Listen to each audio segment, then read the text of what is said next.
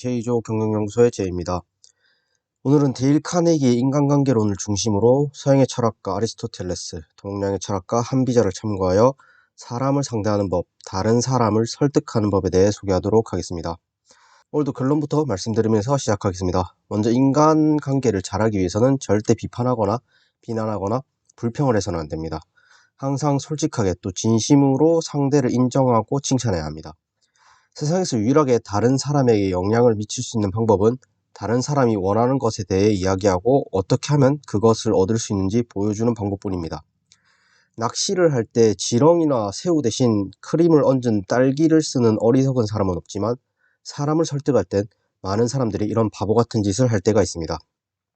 좀 더 구체적으로 그 방법을 알아보자면 먼저 상대방을 설득하기 위해서는 절대로 상대방이 틀렸다고 이야기하면 안 됩니다. 듣는 사람의 판단력까지 걸고 넘어지는 사실을 듣기 좋아하는 사람은 없기 마련입니다. 소화시키기 힘든 사실을 억지로 밀어넣으려고만 한다면 반발심이 생기겠죠. 하지만 반대로 내가 틀린 부분은 최대한 빨리 인정하고 분명하게 인정해야 합니다. 또한 반드시 대화는 우호적으로 시작하고 첨예하게 대립되는 상황이라면 작은 것이라도 상대방이 동의하는 것부터 말해야 합니다.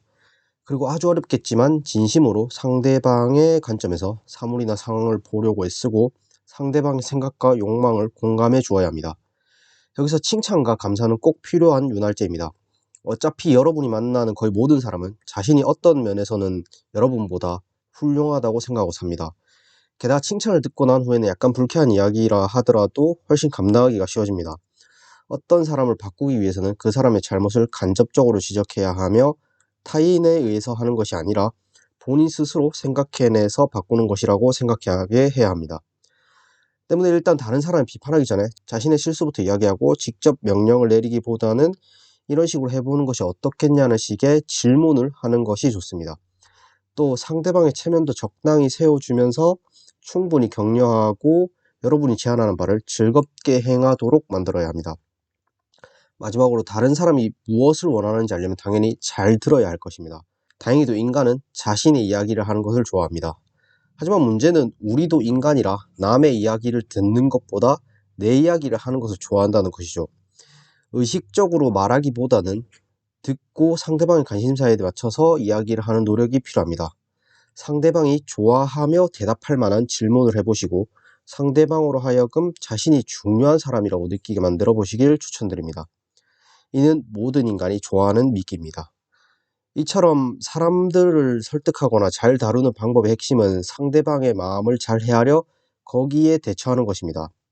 법과 제도를 강조한 철학가인 한비자도 인간관계에서는 논리보다 마음이 더 중요하다고 했으며 아리스토텔레스 또한 말이나 행동이 솔직하고 진정성 있게 다가가 믿음을 먼저 구축하고 상대방의 감정을 끌어낸 뒤 이성적이고 논리적으로 말할 때 비로소 설득에 성공한다고 하였습니다. 인사가 만사다 라는 말이 있듯이 사실 인간관계만 잘해도 대부분의 걱정이 사라지고 원하는 것의 대부분을 얻을 수 있습니다.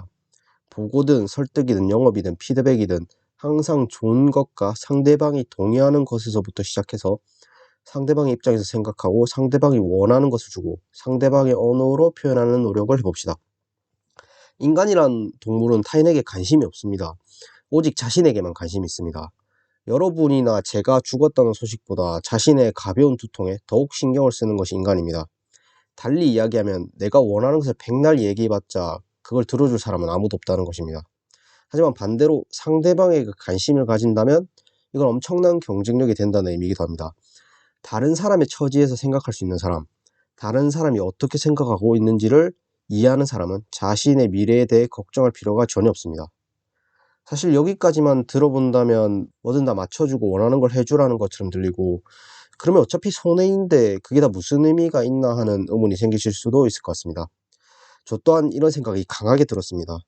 게다가 저는 논리와 합리성을 중요시하기 때문에 상대방에게 원하는 것을 주기는커녕 공감도 잘 하지 못할 때가 많아서 이런 접근법을 테스트해보는 것이 그 어떤 때보다 어려웠습니다. 하지만 이렇게 동서양을 막론하고 가장 논리적인 사람들의 말씀들을 종합해봐도 역설적이게도 인간관계에 있어서만큼은 감성적으로 대하는 것이 가장 이성적이고 논리적인 판단이라는 생각이 들었습니다.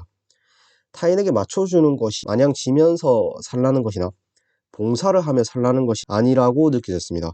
오히려 완전하게 이기기 위한 확실한 수단이자 내가 원하는 것을 얻기 위해, 승리하기 위해 필요한 일을 하는 것입니다.